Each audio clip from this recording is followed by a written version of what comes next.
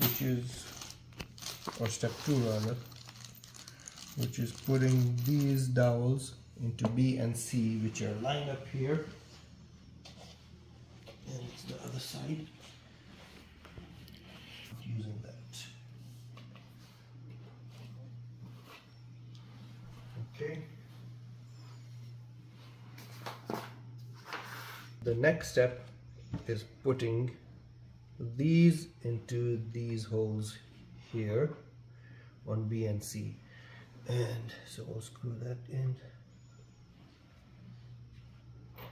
Just screw it in quickly first.